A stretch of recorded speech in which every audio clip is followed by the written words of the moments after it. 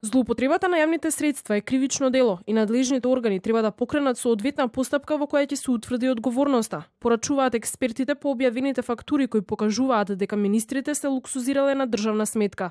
Поранешни антикорупционери велат дека според законот за буџет парите од јавната каса треба да се трошат наменски, а не спротивно на доброто раководење и владење. Средствата за репрезентации се употребуваат при пречек на делегации, а не за приватни ручеци, порачуваат поранешни членови на антикорупцијска комисија. Најблаго кажано станува збор за злоупотреба, додаваат тие. Поранешниот јавен обвинител Јован Трпеновски вели дека основното јавно обвинителство и антикорупцијска комисија се должни да отворат постапка за случајот. Секоја злоупотреба на буџетски средства е казниво дело, затоа што буџетските средства се строго наменски и се одобруваат во одредена висина за покривање на потребите на институцијата.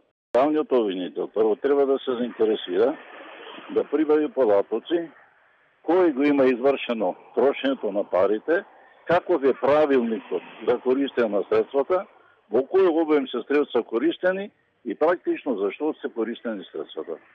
Купувањето брендирана гардероба и престојот во спа центри не се од интерес на државата, порачува Трпеновски.